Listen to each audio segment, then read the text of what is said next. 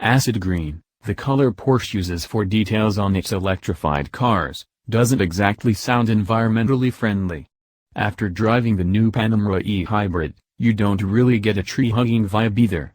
Porsche's third attempt at a gas-electric sedan uses its electric motor to add performance, with environmental advantages like lower fuel consumption and electric-only driving considered bonuses. Of course, environmental factors are the reason the 2018 Panamera E-Hybrid exists, and plug-in hybrid benefits are no accident. But Porsche engineers approached the new E-Hybrid system with a goal to enhance the engine's power anytime it's active, not to replace internal combustion output with juice. This is a departure from most hybrids, including the last Panamera E-Hybrid. In the previous plug-in Panamera, second in the lineage, 3 conditions had to be met before any electric power was added. The car was in sport mode. You pressed the accelerator more than 80% of the way, and you pressed through that travel quickly enough. You had to really want it, and the system had to want to give it to you. Transmission swap aside, it's the same basic powertrain setup in this Panamera, with an electric motor sitting between the engine and trans. That electric motor is now more powerful and battery capacity is up by about half, from 9.4 kWh to 14.1, though the new battery weighs the same as the old one. A full charge takes 12.5 hours at 120 volts, or 2.4 hours if you have the optional 7.2 kW onboard charger and a 240 volt hookup. On the European test cycle, it returns about 32 miles of electric-only driving. The E-Hybrid's engine contributes the same amount of power as a standard Panamera 4 single-turbo 3.0-liter V6, 330 horsepower and 331 pound-feet of torque. But it's a 2.9-liter twin-turbo 6 instead, a detuned version of the Panamera 4S engine.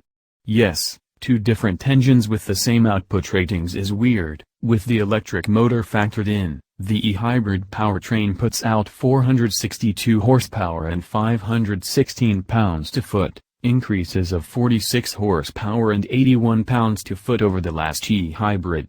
Imagine them written in acid green, because these aren't power levels you usually associate with hybrids. And with those improvements, the new E-Hybrid is quicker than before.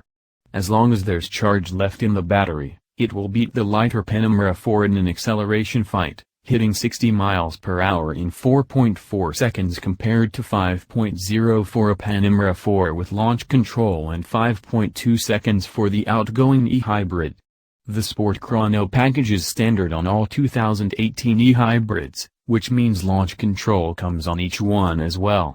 On a launch control start, the E-Hybrid provides the familiar feeling of having your internal organs rearranged for a moment, but after the initial hit of acceleration there's a pause, where it feels like the complex powertrain takes a breath, shifts up a gear, resets its electric motor, and then continues on. It's not bad, just different. The electric-only e-Power mode is, of course, the biggest departure from regular Panamera driving. It's active every time you start the car and otherwise selectable with the E-position on the steering wheel mounted dial. When running electrically, there's a physical detent in the throttle pedal travel that marks the threshold to engine activation. You can push through the stop like a kickdown switch.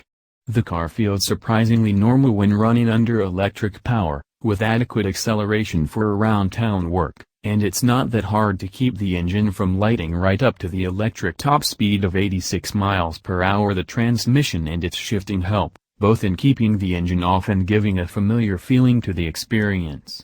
The E-Hybrid acts more like a quiet luxury car with acid green trim than a big EV in this mode.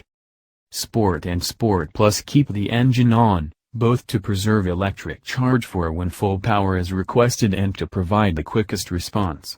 We didn't find much need for either mode in normal driving, instead preferring to hit the Sport Response button in the center of the mode dial for a 20-second burst of the powertrain's full attention and then letting the car relax back into whichever mode it was in prior. Sport Response is also effective in waking up passengers, who may have a tougher time relaxing back into their own previous mode. Air suspension is standard on the hybrid, and the car rides and steers much like the other Panamera models. The added weight of the hybrid components is barely felt in most situations.